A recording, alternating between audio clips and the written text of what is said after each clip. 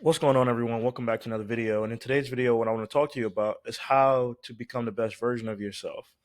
You see, often in society, when we're trying to navigate this question and answer it for ourselves, we find ourselves going down a path that has been already predetermined for us and predefined because it was created by society. And at first, you go down this path that they've created and it feels fine. And then later on, you start to realize that you're starting to lose yourself in this path because it's not truly authentic to who you want to become. And then you start to feel boxed in. And now that you've come to this realization, you want to break out of this box, but everyone in society looks down on you for trying to do so. And they say, well, you have to be like us because that's the only way to live life. And many people want to convince you that that is the only way to live life in the way that they do. But let's talk about this a little bit deeper, right? So what do I mean when I say that they want to convince you that that's the way to live life? I mean, everybody wants you to think that you have to go get a college degree. Like that's the only way to be successful, right? That's what they want you to think. And then from there you go get the job. But a lot of the times you go get this job, you work there for a couple of years and then your passion starts to die out because you've started to realize that you've gotten yourself in a trap. You went to school where you accumulated hundreds of thousands of dollars in debt, and now you have to work to pay it off. And so, even if you got a high paying job, all the money that you're making is going back to the school system that you had to pay that you have to pay in order to even have the freedom that you want. And so that starts to drain you. This path starts to drain you, and you say to yourself, you still want to be resilient and you don't want to give up on what you've worked so hard to achieve, and you think that this is the only way in many cases, right? Most of us do. So then you say, okay, well, I'm going to seek purpose outside of work because that's probably why I feel unfulfilled. I feel unfulfilled right now because because I'm not supposed to find fulfillment and joy in work. So you start doing new endeavors, like you start a family, and that brings some joy because children are a beautiful thing, right? And as you continue to go on this path, you think that this will bring happiness. And it's crazy to me because this is the lie that society really sells to us, that this is what our lives are supposed to look like. And by the time we get, you know, to the age where we can't work anymore, we should have one big happy family. But they don't show the other side where so many people are still struggling to make ends meet, to pay the bills, and they're not happy because they didn't do what they really wanted to do. As human beings, we are not just one way. Like we have so many different interests that even if you wherever you start is not where you're supposed to finish. Even if you started in this job, and it doesn't even matter about the hierarchical roles of the job, like going from a strategist to like a manager, like that doesn't matter, right? It's not about that. It's about the challenges that you face. Think about playing video games. When you play a video game, when you get to the next level, the reason why it's fun is because it's harder. It challenges your brain to do something new. But anyways, I say all that to say that society thinks that this is how it's supposed to be. And the reality of it is it's wrong. It's false. It's not supposed to be like this, right? But you don't know enough because society captures you from the time that you're very young, and you don't have enough wisdom to question this belief. So that's why there's people like me who have gone through this path, who have realized that it's not the right path to go down.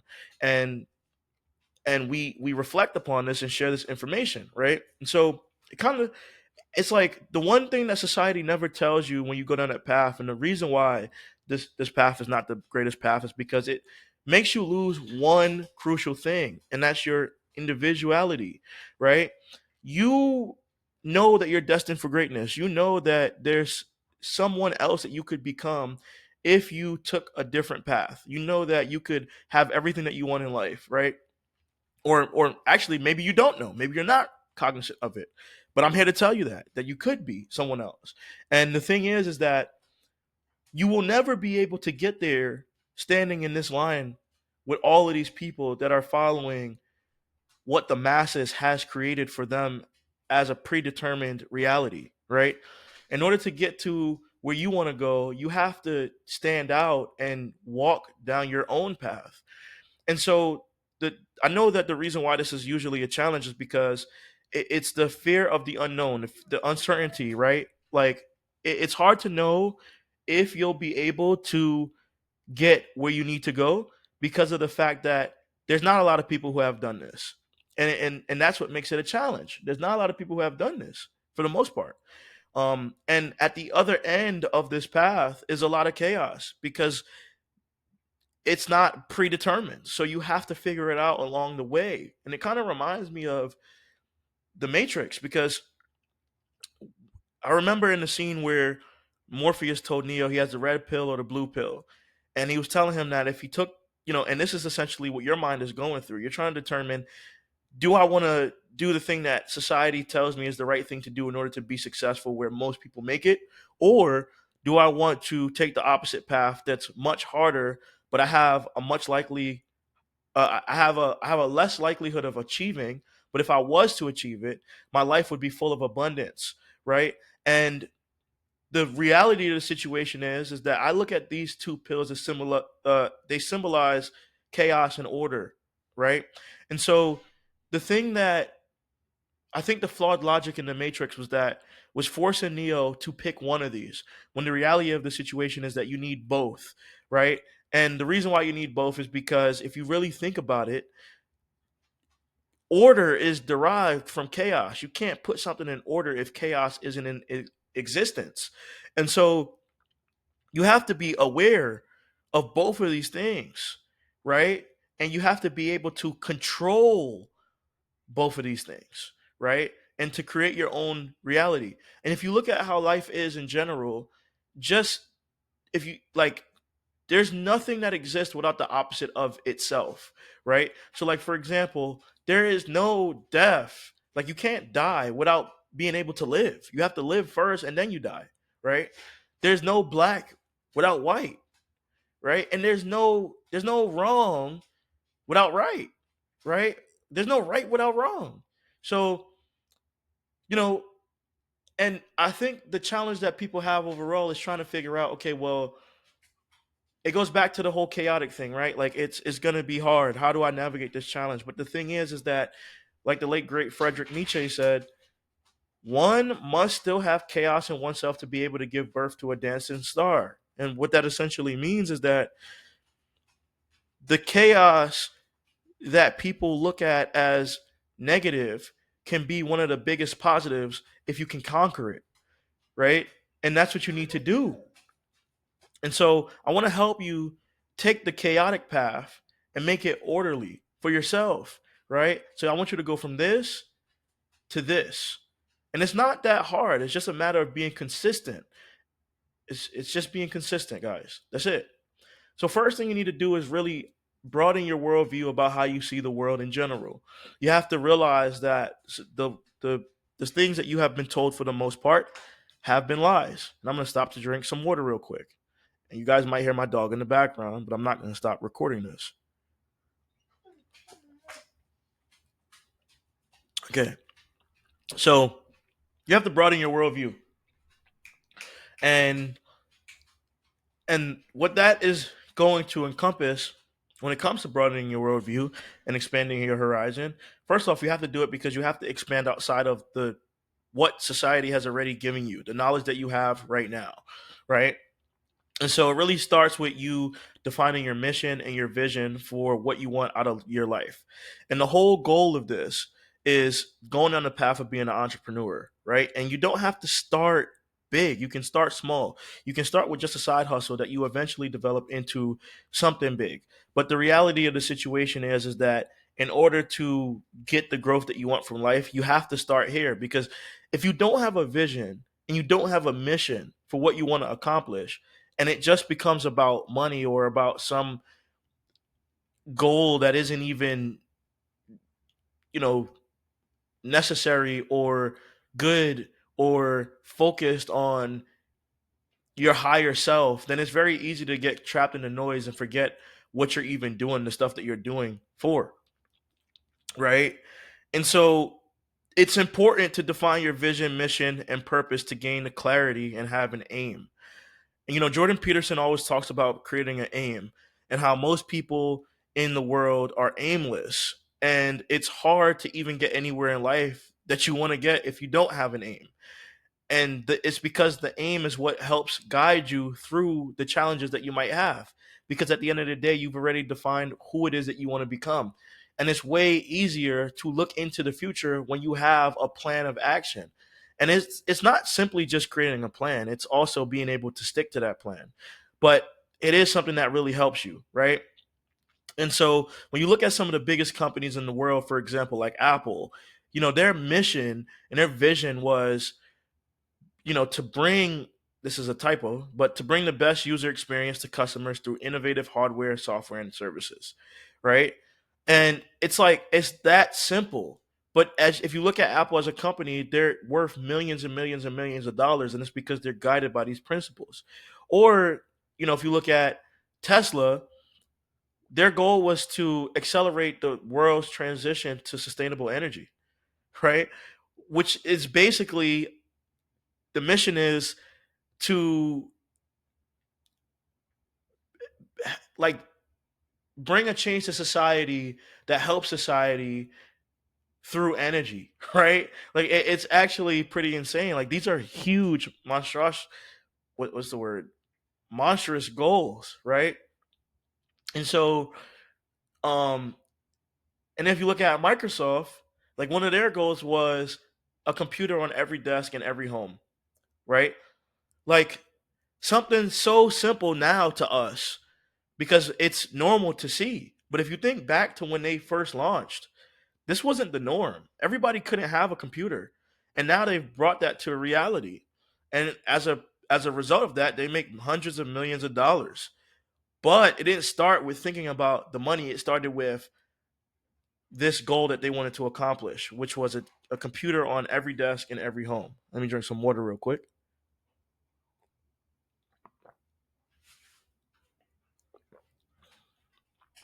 Right? So I want to give you 5 questions that you should ask yourself to get closer to discovering your vision and your mission statements.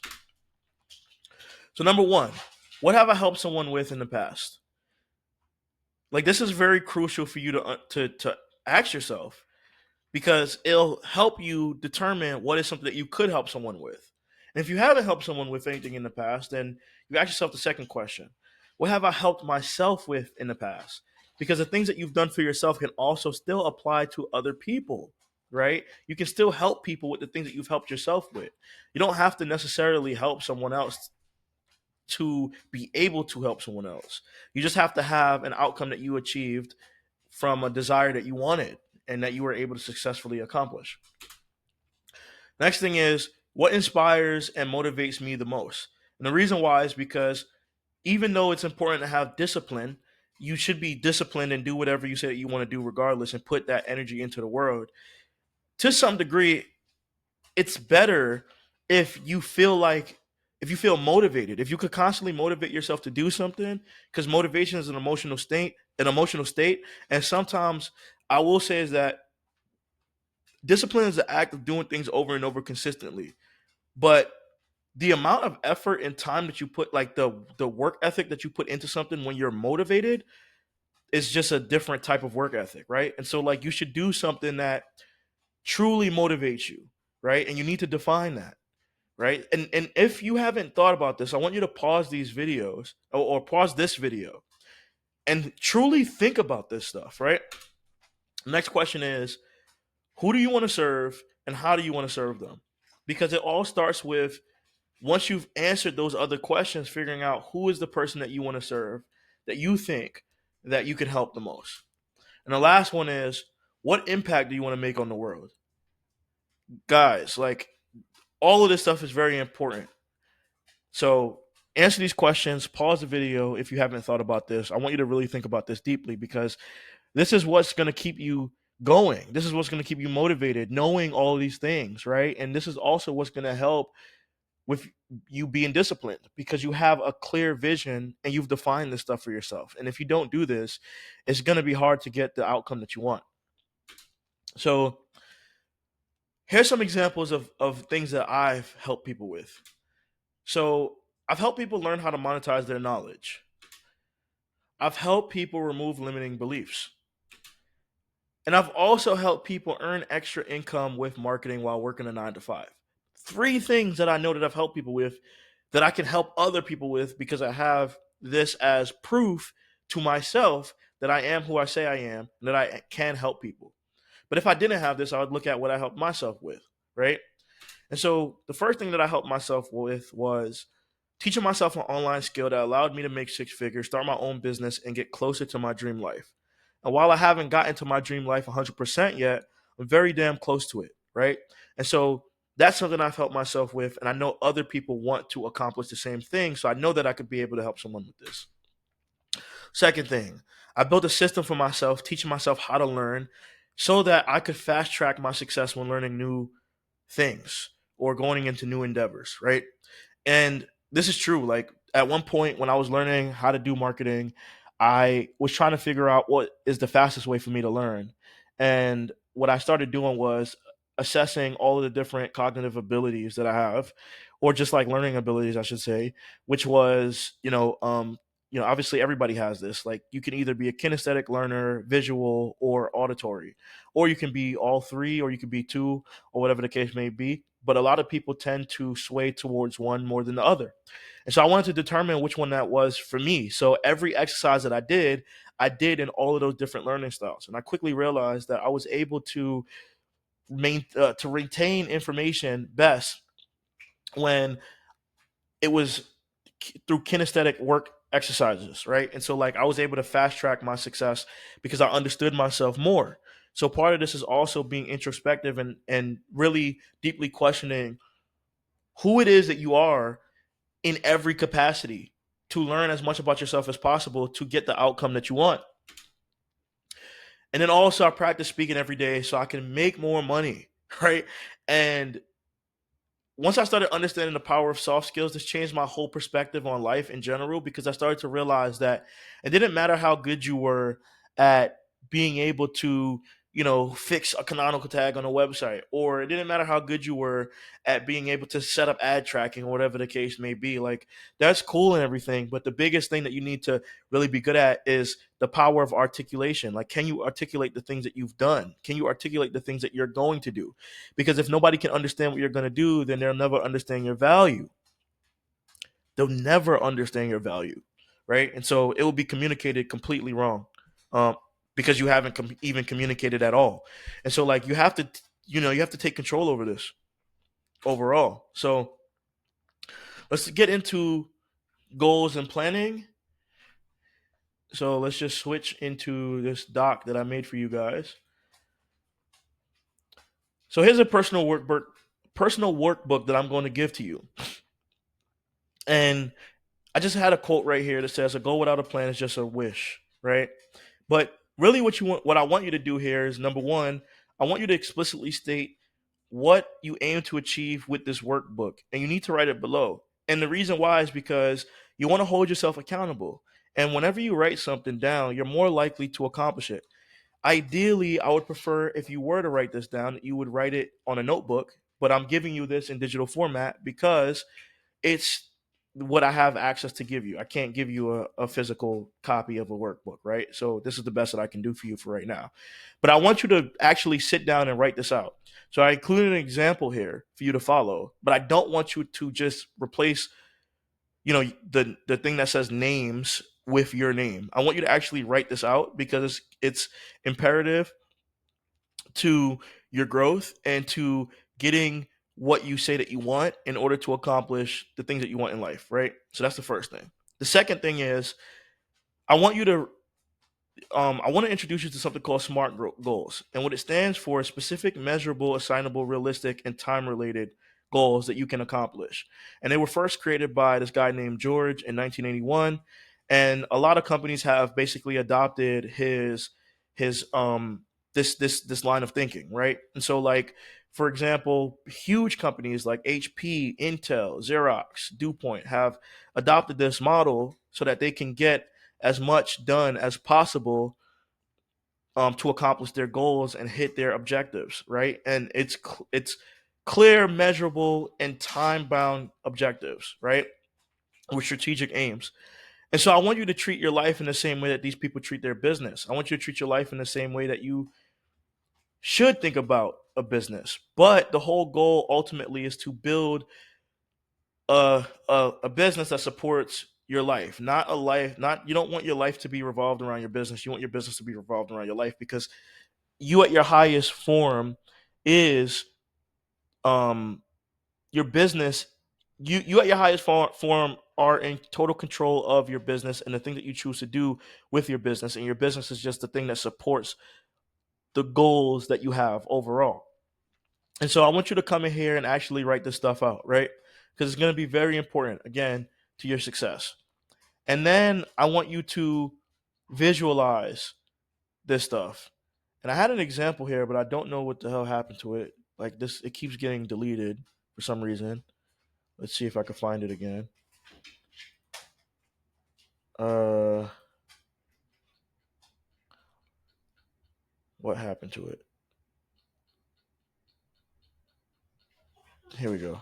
So I don't know why that keeps happening, but that's the second time that that has happened.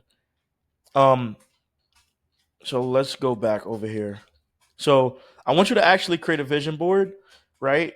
And the reason why is because you need to be able to visualize what it is that you say that you want to accomplish. So you can visualize this stuff by adding images that are a representation of the lifestyle that you want. And the crazy thing is that, guys, manifestation is actually real. I remember years ago when I was a security guard, I wrote down in a letter to myself the things that I would have and what I would be able to accomplish by a specific age. And I wish I could find that letter so I could show people, because it was in my wallet and I had it for so long and I don't know what I did with it. But I've actually been able to accomplish majority of those things that I wrote down, right? And so it started with me visualizing that. And I didn't I didn't literally visualize. I didn't have a vision board because I didn't know anything about this stuff. I only know more about this stuff now because you know, it's it's um it's something that I've understood. Like I've started to understand more because I'm more exposed to it. But at the time I was just writing this stuff down because I saw Jim Carrey had a interview where he said that he wrote down what it was that he wanted to accomplish and he was able to accomplish it. So I said, okay, I'm going to just do the same thing because he did it. I didn't know if it was going to work, but it did, right? And so now I think about this stuff and I'm like, well, you have to be more intentional with what you want in life. So you use this vision board, create your own of all the things that you want to accomplish, right? And then you want to track. Oh, and this messing up. It also messed up my formatting. All right, whatever. All right, we're gonna ignore this. Right, ignore this. Sorry about that, guys. I don't know why Google keeps messing this up. This was the original version. Let me just delete this out of here. Anyways, you want to, after you set, oh, look, see, I deleted everything again. I have to remake it. I don't know why that keeps happening. Because I don't know why that's happening. Hey, come in. Um, Sorry about that. But you want to create this for yourself, right? And then you want to be able to track everything. So, anyways, guys, I hope you found this video helpful. And I will see you in the next one. I know that there was a lot going on here, but let me know if you have any questions. And as always, I have a Discord group that you can join. It's not free to join anymore. It used to be for the first 100 people, but now it's a total of $50 a month. And I explore topics just like this, and try to help you become the best version of yourself and build a business that supports your life so that you can live life on your own terms without having to worry about all of the noise that society creates for you. Thanks a lot for watching, and I'll see you in the next video. Peace.